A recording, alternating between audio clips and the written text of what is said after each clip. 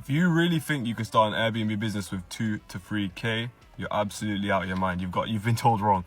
Now, there's a few reasons why that's the case, and I'll go through them in this video today. I'll also go through how it is possible to get it done between 2 to 3K.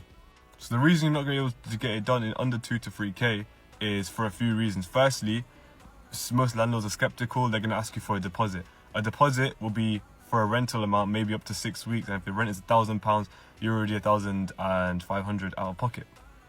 Then you have to factor in furnishing, because most likely you're not going to take it on furnished. I've never seen a deal be furnished straight away without being a sourcing deal. So in other words, you're going to take the deal on, it's going to have, I don't know, maybe a bed in there, maybe you're going to have a sofa in there. You're still going to have to put your own furniture in there though.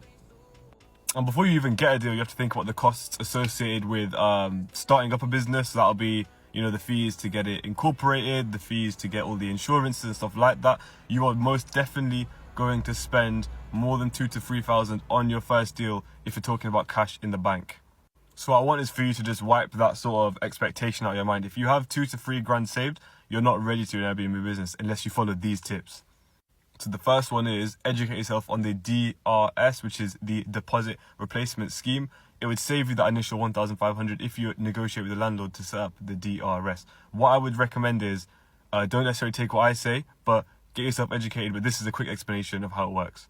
So the simple way that it works, you take out a policy with a DRS provider. This usually costs around £200 to £300, and it means that the landlord themselves is covered for up to 8 weeks, supposed to be covered up to 6 weeks. Now the benefit for you is that you're only £200 to £300 out of pocket, and you know you're going to take care of the property, so you won't need to pay the deposit in the end. The benefit for the landlord is if everything goes wrong, they have more coverage and they're more protected. So it's a win-win sort of thing. So I hope that clears up your expectations for when you do start up an Airbnb business. Follow the page if you want to learn more about Airbnb, about the business model, and about how to make it successful. That's what I do. I teach people how to do that. I hope to see you soon.